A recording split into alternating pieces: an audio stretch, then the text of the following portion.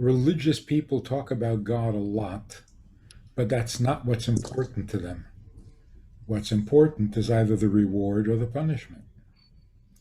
So it's not God, it's what God will do to me that's important, or what I can get from God that's important. Will he get me to heaven? So yeah, there's a lot of talk about God, but he's the middleman. God is not the objective. So it's actually disrespectful to God. Of course there is punishment. And of course there is reward. That's just a sense of justice. That's not the relationship with God. It's like saying you should not commit adultery and cheat on your wife because it'll cost you a big fine if they catch you. How disrespectful is that of the wife? The only reason not to cheat on your wife is because it'll cost you. In other words, who are you hurting when you sin? Yourself? Well, that's selfish. So you don't sin out of self preservation. What's noble about that? There's nothing noble about it. There's nothing romantic about it. There's nothing good about it. Yeah, watch out. It's hot. Like the warnings on the hot cups these days. Warning, contents may be hot. There's no romance there. So if God says, don't do this, what is this? Well, this is so bad that it ends your life. And this is so bad, it's going to cost you double, it's going to cost you 4 times as much. But that's just a description of what it is. Now, why shouldn't you do it? Well, obviously, because he's asking you not to, because it bothers him. If that's not reason enough, then you don't have a good relationship. Like, for example, your wife says, or your husband says, don't do that. It bothers me when you do that. And you say, why? It's almost like saying, you want me to stop doing this? Well, then tell me why I should. Why should I stop doing it? And your spouse is thinking, I did tell you. I gave you the best reason to stop. It bothers me. So, well, that's not a good reason. Tell me why. Why does it bother you? Why don't you just get over it and it won't bother you? It is so dismissive. It is so disrespectful. Well, if you do it, you're going to suffer. She won't talk to you for a month. That's why you shouldn't do it. So the whole thing is misunderstood. Of course, there's reward and punishment. Sin is really sin, and mitzvah is really mitzvah. Sin brings destruction, mitzvah brings life.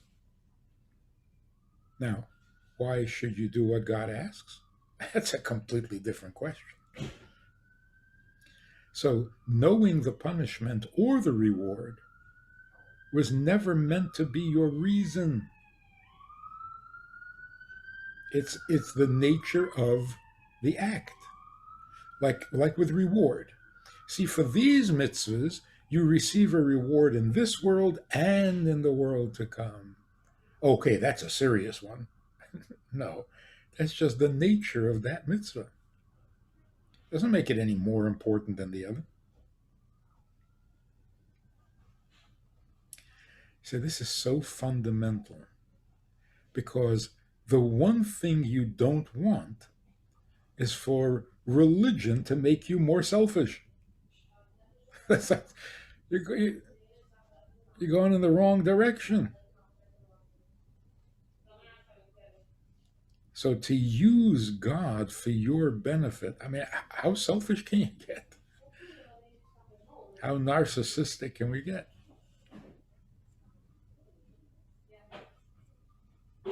These are fundamentals. I think if If we don't get to the fundamentals, there's no point in going anywhere into the details because the details won't make any sense. They'll just be annoying. Can't do this, can't do that. You know the famous quote from Hillel: "This is the whole Torah, the rest is commentary, go study." A guy came to him and said, "I want to convert to Judaism, but I'm not very patient.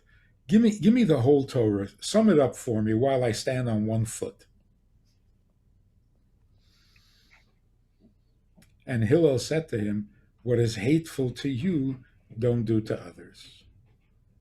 That's the whole Torah. The rest is commentary. Go study. Now, to understand the story properly, the man asked Hillel, "Give me a summary of the Torah. Like, what is the most important minimum requirement so that I can wrap my head around it, and then I'll convert." Hillel says to him, "What is hateful to you, don't do to others." Where is that written? Where in the Torah does it say what is hateful to you, don't do to others? Nowhere. Hillel made it up. The man asks, "Give me the one sentence in Torah that says it all." And Hillel makes something up. It's not in the Torah at all. So, how is that an honest answer? An authentic answer? What Hillel was saying is the one commandment in the Torah that says it all is love your fellow as yourself. But that sounds undoable. Love that much? That's minimum requirement? I can't do this. I'm getting out of here.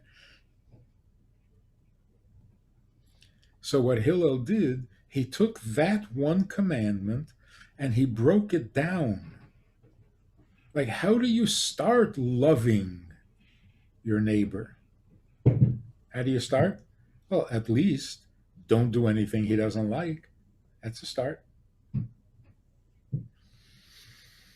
But what Hillel was really saying is the one commandment that says it all is to love your neighbor.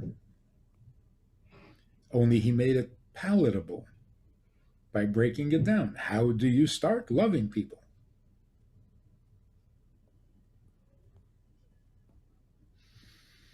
Then the question is, okay, so he's really saying love your neighbor as yourself. That's the whole Torah and the rest is commentary? How is the rest commentary? How is fasting on Yom Kippur a commentary on loving your neighbor? How is not eating pork a commentary on love your neighbor? They don't seem to be related at all.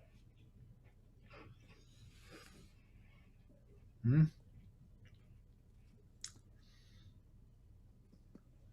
Who is your neighbor? Always. You know, neighbors come and go. You move, you have new neighbors. Your neighbor moves, you have new neighbors. Who is always your neighbor? God. So the commandment that is essential to all of Torah and the rest is commentary is love your neighbor, love God.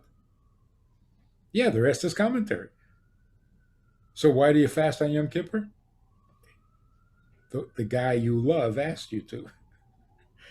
Why don't you eat pork? The guy you love asked you to. These are all 613 expressions of love your neighbor. But how do you start loving God? That's not easy either. In fact, it's pretty hard. Hard to love someone you don't see, you don't hear from, you don't really understand. How do you love God? And that could be was the man's problem. I mean, what kind of frivolous individual says, I'll convert if you can summarize Torah while I stand on one foot? If I was the rabbi, I would say, you don't really want to convert. Go home. Come back when you're serious. Right? It sounds so. His problem was he knew the beginning of everything is to love God, but loving God seems impossible. So what do?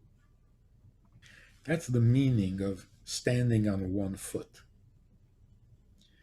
We're supposed to love God and we're supposed to fear God. That's 2 feet.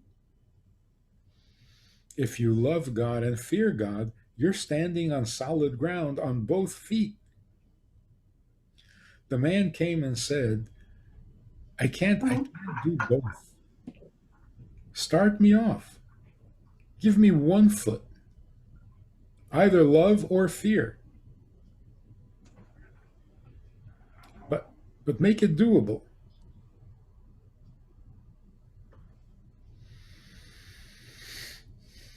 So Hillel said to him, you want to start loving God? You don't have to become spiritual or holy or philosophical. Just be decent. You hate being ignored? Don't ignore him. What is that, love or fear?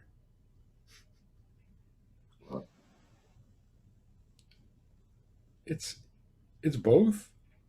It's neither, but it is a great starting point. God created the world and communicated his need, and you just ignore him? To not ignore him, do you have to be someone special? Do you have to be holy? You have to be a tzaddik? You have to be a lofty soul? No. It's just bare minimum decency. Look at how you hate being ignored, even though you didn't create anybody. So, what is hateful to you, don't do to God. Does that make you religious? Does that make you holy? It makes you decent. That's a good start. We have a Sunday night program for VIPs that you might be interested in. It's informal, it's questions and answers, it's conversation. It's really relaxed, it's really pleasant, enjoyable, informative, and kind of community like. It's a Sunday night program, there's a Wednesday morning program for the VIPs, and there's a Wednesday night program. All of it just conversation, casual, laid back, unscripted. So join us, take a look, click the link below, and see which of the three suits you best, and join us for some enjoyable conversation.